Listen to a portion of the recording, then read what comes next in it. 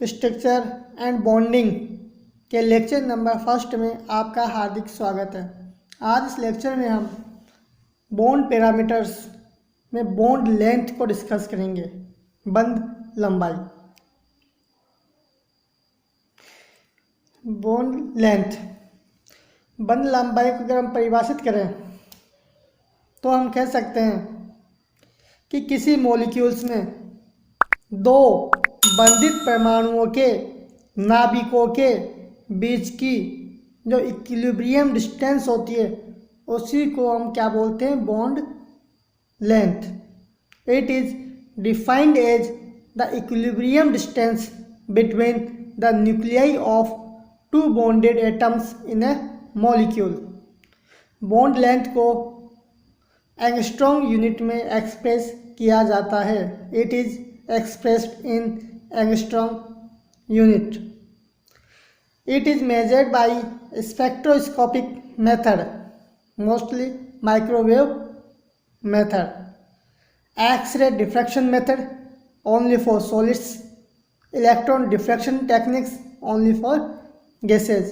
Bond length का जो measurement है वह स्पेक्ट्रोस्कोपिक मेथड माइक्रोवेव स्पेक्ट्रोस्कोपी के द्वारा, सॉलिड्स में एक्सरे डिफ्रैक्शन के द्वारा और गैसों में इलेक्ट्रॉन डिफ्रैक्शन टेक्निक के द्वारा बॉन्ड लेंथ का मेजरमेंट किया जाता है। Each atom of the bonded pair contributes to the bond length. बॉन्ड बनाने वाले दोनों एटम बॉन्ड लेंथ में कंट्रीब्यूट करते हैं। According to Pauling, the length of a covalent bond is equal to the sum of the covalent radii of the bonded atom. So bond length AB बराबर RA plus RB। Polling के अनुसार covalent bond की bond length दोनों bonded atoms के covalent radii के योग के बराबर होती है। जैसे A और B कोई मॉलिक्यूल है तो ए बी मॉलिक्यूल्स की जो बॉन्ड लेंथ है आप देख सकते हो, यहाँ से लेके यहाँ तक की जो बॉन्ड लेंथ है वह ए की कोवलेंट रेडियाई और बी की कोवलेंट रेडियाई के योग के बराबर होती है। ए की कोवलेंट रेडियाई क्या है? आर ए, और बी की कोवलेंट रेडियाई क्या होती है? R B. तो जो बॉन्ड लेंथ ए बी होगी, ये डिस्टेंस वह R A plus R B होगी। क्लियर? अब आगे बढ़ते हैं। Value of covalent radii of some atoms. कुछ एटम्स की कोवलेंट रेडियाई निम्न प्रकार से, जैसे हाइड्रोजन की कोवलेंट रेडियाई की बात करें तो हाइड्रोजन की कोवलेंट रेडियाई होती है 0.30 एंगस्ट्रॉम। क्लोरीन की कोवलेंट रेडियाई होती है 0.99 एंगस्ट्रॉम। कोवलेंट रेडियाई का मतलब सहसंयोजक त्रिज्या। इसी प्रकार कार्बन, सिंगल बॉन्ड वाले कार्बन की जो कोवलेंट रेडियाई है वह 0.77 एंगस्ट्रॉम। डबल बॉन्ड वाले कार्बन की कोवलेंट रेडियाई है 0.67 एंगस्ट्रॉम और ट्रिपल बॉन्ड वाले कार्बन की जो कोवलेंट रेडियाई है वो होती है 0.60 एंगस्ट्रॉम। क्लियर? अगर हम अब एथेन में बात करें कि एथेन में यानी CH3 में कार्बन की बॉन्ड लेंथ क्या होगी, तो हमने अभी पढ़ा कि कोवलेंट बॉन्ड की बॉन्ड लेंथ दोनों बॉन्डेड एटम्स की कोवलेंट रेडियाई के योग के बराबर होती है। तो कार्बन की यहाँ पर चूंकि एथेन में कार्बन सिंगल बॉन्ड है तो कार्बन की बॉन्ड लेंथ कितनी होती है? Covalent radii 0.77 angstrom. तो 0.7 प्लस 0.77 बराबर कितना होता है? 1.54 एंगस्ट्रॉम। तो एथेन में कार्बन बॉन्ड लेंथ कितनी हुई? 1.54 एंगस्ट्रॉम। इसी प्रकार अगर हम कार्बन हाइड्रोजन बॉन्ड लेंथ की बात करें तो कार्बन और हाइड्रोजन में भी सिंगमा बॉन्ड है तो कार्बन की तो होती है 0.30 एंगस्ट्रॉम, सॉरी हाइड्रोजन की तो होती है 0.30 और कार्बन की कितनी होती है सिंगल वाले की 0.77 एंगस्ट्रॉम। तो दोनों का योग 1.07 एंगस्ट्रॉम कार्बन हाइड्रोजन की बॉन्ड लेंथ होगी। अब बात करते हैं वे फैक्टर जो कि बॉन्ड लेंथ, कोवलेंट बॉन्ड की बॉन्ड लेंथ को क्या करते हैं? अफेक्ट करते हैं। Factors affecting bond length of A covalent bond, सहसंयोजक बंध की बंध लंबाई को प्रभावित करने वाले कारक। सबसे पहला कारक है electronegativity of bonded atoms, बंधित परमाणुओं की विद्युत ऋणता। इलेक्ट्रॉन नेगेटिविटी डिफरेंस होता है काई ए माइनस काई बी, ठीक है, एक्स ए माइनस काई ए काई माइनस काई बी, ये इलेक्ट्रॉन नेगेटिविटी डिफरेंस होता है, जहाँ पर काई ए क्या होती है, ए की विद्युत ऋणता ए बी मॉलिक्यूल में, और काई बी क्या है, बी की विद्युत ऋणता ए बी मॉलिक्यूल में, और इन दोनों का डिफरेंस क्या होता है, काई ए माइनस काई बी।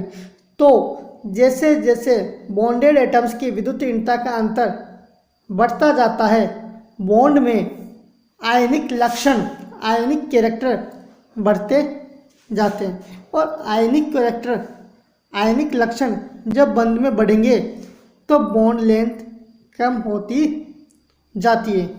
क्लियर?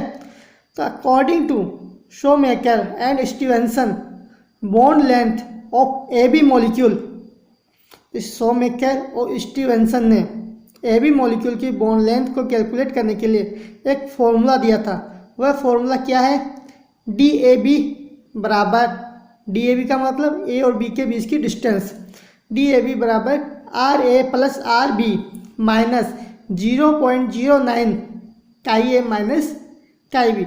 यहाँ पर आर ए क्या है, ए की कोवलेंट रेडियई, ए की संसंयोजक त्रिज्या, बी क्या है, आर बी क्या है, बी की संसंयोजक त्रिज्या, और काई ए माइनस काई बी क्या है, दोनों बॉन्डेड एटम्स की इलेक्ट्रॉन नेगेटिविटी का डिफरेंस। तो जैसे जैसे काई ए माइनस काई बी इलेक्ट्रॉन नेगेटिविटी का डिफरेंस बढ़ता जाता है तो ये वैल्यू बढ़ती जाएगी, और जब ये वैल्यू बढ़ेगी तो ए और बी की बीच की जो डिस्टेंस है वह क्या होती जाएगी, कम होती जाएगी। क्लियर? अब आज बात करते हैं दूसरा फैक्टर। दूसरा फैक्टर है रिजोनेंस, अनुनाद या डिलोकलाइजेशन, अस्थानीकरण भी हम अभी देखेंगे। तो bond order between the two bonded atoms affected by the resonance, अनुनाद के कारण दो बंधित परमाणुओं के बीच का बंध क्रम, बॉन्ड ऑर्डर प्रभावित होता है। और हम जानते हैं कि बॉन्ड ऑर्डर इन्वर्सली प्रोपोर्शनल होता है बॉन्ड लेंथ के। बॉन्ड ऑर्डर जितना ज़्यादा होगा बॉन्ड लेंथ उतनी ही कम होगी। क्लियर? अगर दो बॉन्डेड एटम्स के बीच में बॉन्ड ऑर्डर ज़्यादा है, बंध क्रम ज़्यादा है, तो उन दोनों एटम्स के बीच में बंध लंबाई क्या होती जाएगी, कम होती जाएगी। फॉर एग्जांपल के लिए आप यहाँ पर देख सकते हैं कि कार्बन और कार्बन, यहाँ पर बॉन्ड ऑर्डर कितना है, एक, कार्बन डबल बॉन्ड कार्बन में बॉन्ड ऑर्डर कितना है, 2, और कार्बन ट्रिपल बॉन्ड कार्बन में बॉन्ड ऑर्डर कितना होता है, 3। क्लियर? तो जितना ज़्यादा बॉन्ड ऑर्डर होगा बॉन्ड लेंथ उतनी ही ज़्यादा कम होगी। तो यहाँ पर कार्बन ट्रिपल बॉन्ड कार्बन में कार्बन कार्बन के बीच की जो बॉन्ड डिस्टेंस है वह है 1.20 angstrom, carbon double bond carbon में जो बॉन्ड डिस्टेंस है वह है 1.34 एंगस्ट्रॉम, और कार्बन सिंगल बॉन्ड कार्बन में बॉन्ड ऑर्डर 1 है तो वहाँ बॉन्ड लेंथ है 1.54 एंगस्ट्रॉम। इसी प्रकार हम बेंजीन की भी बात कर सकते हैं। बेंजीन में ये बेंजीन की केकुलर स्ट्रक्चर होती है जिसमें 3 कार्बन सिंगल बॉन्ड कार्बन होते हैं और 3 ही कार्बन डबल बॉन्ड कार्बन होते हैं। और कार्बन सिंगल बॉन्ड कार्बन की जो बॉन्ड लेंथ होती है वो होती है 1.54 एंगस्ट्रॉम, और कार्बन डबल बॉन्ड कार्बन की जो बॉन्ड लेंथ होती है वह होती है 1.34 एंगस्ट्रॉम। लेकिन बेंजीन में सभी कार्बन कार्बन बॉन्ड की जो बॉन्ड लेंथ होती है वह होती है 1.40। क्लियर? क्यों? क्योंकि यहाँ पर अनुनाद के कारण कार्बन कार्बन के बीच का जो बॉन्ड ऑर्डर होता है वह अफेक्ट करता है, प्रभावित होता है। यानी कि जो बॉन्ड लेंथ है वह सिंगल बॉन्ड से कम और डबल बॉन्ड से ज़्यादा होती है। तो अनुनाद के कारण, अस्थानीकरण के कारण बंध क्रम प्रभावित होता है जिससे बंध लंबाई भी प्रभावित होती है। क्लियर? अब बात करते हैं दूसरा फैक्टर। जो अगला फैक्टर है वो अपना है हाइब्रिडाइजेशन, संकरण।